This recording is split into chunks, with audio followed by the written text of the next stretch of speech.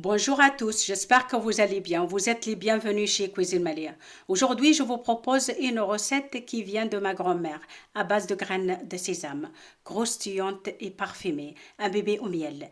Et comme toujours, je vous confie mes astuces pour la réussir. Je vous laisse suivre ma recette en vidéo. Si vous aimez, n'hésitez pas à vous abonner, à partager la vidéo avec vos amis et la famille. Si vous voulez me contacter sur Instagram, Facebook, c'est Cuisine Malia, vous êtes les bienvenus. مرحبا بكم الناس الكل في كوجينة مالية. اليوم اصحابي وحبايبي باش نقترح عليكم وصفة زمنية، وصفة من قاع الخابية. الوصفة هذه وقت زمان كانوا يحضروها في شهر رمضان الفضيل باش يشربوا بها قهيوة والا كويستي في سهرية، حضروها في العيد الصغير، حضروها في العيد الكبير، حضروها للضياف الغفلة. المكونات متاعها موجودة في كل دار وفي كل مكان وفي متناول الجميع، وكانوا يسموها القرابت. هاي نمشي ونشوفوا المقادير وطريقة التحضير. أما قبل كل شيء صحابي وحبايبي ما تنسونيش في البصمة، في الاشتراك في القناة إذا كنتم مش مشتركين، تفعيل الجرس، وهذا فضلا وليس أمرا. نشوفوا شنو يلزمنا. عنا 200 جرام جلجلين، 400 جرام فرينة، كيس حليب مخلط بمزهر، عنا كيس سمن، مغرفة صغيرة قرفة وجوز الطيب، مغرفة كبيرة حبة حلاوة مرحية، مغرفة كبيرة بسباس مرحي، وعنا مغرفة كبيرة خل، وعنا خميرة حلويات ورشة ملح.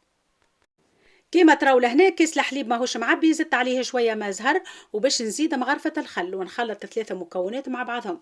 كيس الحليب راهو مش يتبدل المطعم نتاعو يولي كانه ياغورت، ما تتفجعوش، راهو هذايا هو سر من اسرار الوصفه باش تجيكم مزيانه وتحفونه كيما ريتوها في اول الفيديو.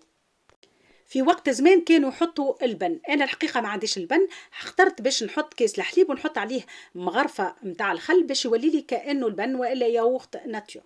به، لهنا ناخذ الفرينه متاعي نحطها في القصعه وباش نحط عليها المكونات هذوكم اللي حضرتهم، يعني قرفه، جوز الطيب، بسباس، وحبه حلاوه مرحيين، وباش نزيد عليهم الجلجلان اللي انا حضرته بالمسبق يعني نظيف عفيف. الجلجلين الحقيقة أنا اخترت باش نخلط نوعين، يعني أبيض وأحمر. إذا كان مش متوفر عندكم الأبيض ولا الأحمر تنجموا تحطوا نوع واحد وكهو ما ثم حتى مشكلة. ما تنسيوش رشة الملح. دخلتوا توا المكونات الجافة الكل مع بعضها، ومن بعد تحطوا كيس السمن وتبدوا تبسوا فك الخليط هذاك متاعكم كيما يلزم، ومن بعد تحطوا الكيس متاع الحليب. ملاحظة نعطيها لكم أصحابي وحبيبي، وقت تلموا العجينة متاعتكم في صورة ما جاتكم جارية شوية تنجموا راكم تزيدوا شوية فرينة وإلا شوية نشاء. إذا كان جاتكم شايحة تنجموا تزيدوا شوية حليب ولا ما زهر. بالنسبة للناس اللي ما يحبوش الجلجلان وإلا عندهم حساسية من الجلجلان، تنجموا تحضروا الوصفة متاعتكم من غير ما تحطوا جلجلان. حاجة برك، ما يلزمكمش تعوضوا الجلجلان بأي نوعية متاع فاكهة مرحية باش نبدو متفاهمين. يعني تعوضوا 200 جرام تاع الجلجلان بالفرينة باش يكون الميزان صحيح والوصفة متاعكم تجيكم الميزان متاعها مريقل وما عندكمش حتى مشكلة. ملاحظة نعطيها لكم، الجلجلان سوا يكون أبيض ولا أحمر ما تعرجوش على النار، يعني ما تقلوشوا. ثاني حاجة، الجلجلان ما ترحوش وتحطوه كيما هو بصيامه في الوصفة متاعتكم، وتنقول لكم علاش. وهذاك علاش قلت لكم ما تعوضوش الجلجلان بالفاكهة مرحية، على خاطر وقت نحطوا جلجلان مرحي والا فاكهة مرحية في القليان نتقلقوا برشا والزيت يتحرق والمطعم متاع الوصفة ما يجيش كيما هو. ثاني حاجة، الجلجلان وقت نحطوه بسيامو شنو يقع وقت نقلوا القرابة هذوما، تقع هكا تقرميشة، هذيك هي البنة في الوصفة.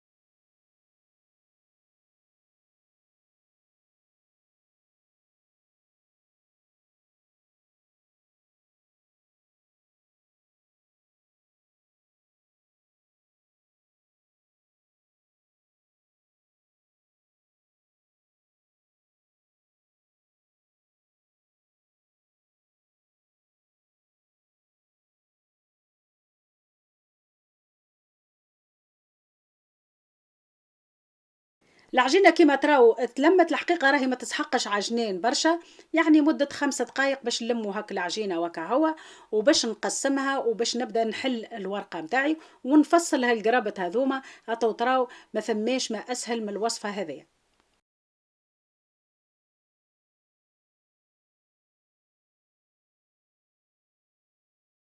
وماذا بيكم العجينه متاعتكم تحلوها كما يلزم بالكدا، يلزمها تكون رهيفه، خاطر احنا حطينا خميره حلويات بالطبيعه وقت باش نقلوها باش تخشين. اذا كان احنا ما نحلوش العجينه كما يلزم، نخلوها خشينه ومن بعد نحطوها تتقلاه، راهي مش توليكم معجنه الداخل. يعني يلزمكم ترهفوا في الحلين الورقه باش من بعد وقت تقلوا العجينه متاعتكم تخشين شويه وتجيكم بالضبط. به، لهنا خذيت بورت بيس ولا تاخذوا كيس ولا اللي عندكم باش تفصلوا به.